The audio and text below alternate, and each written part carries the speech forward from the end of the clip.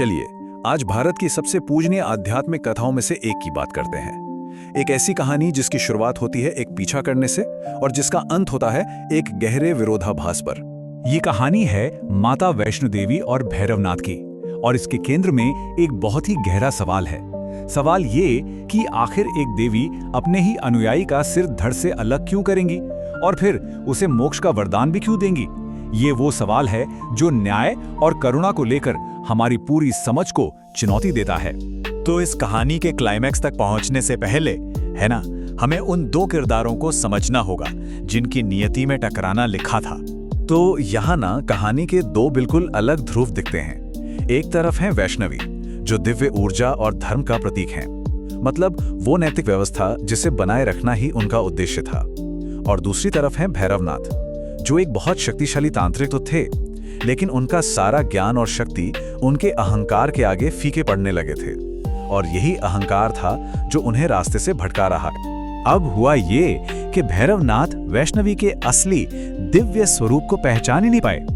उनकी आध्यात्मिक शक्ति को समझने के बजाय वो बस उनके बाहरी रूप पर मोहित हो गए, और इसी वजह से वो त्रिकुटा के पहाड़ों में उनका पीछा करने लगे।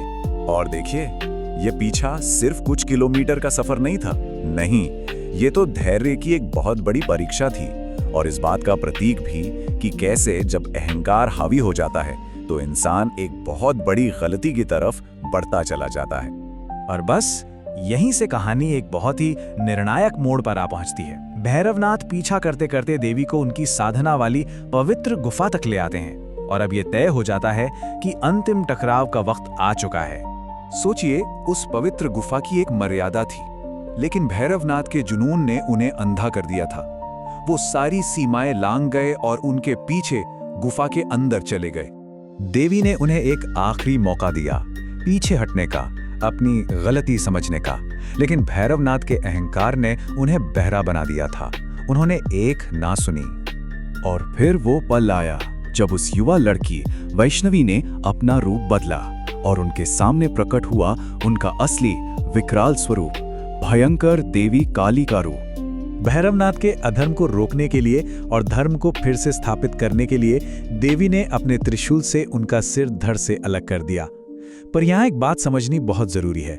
ये काम किसी व्यक्तिगत गुस्से में नहीं किया गया था, ये दिव्य न्याय था।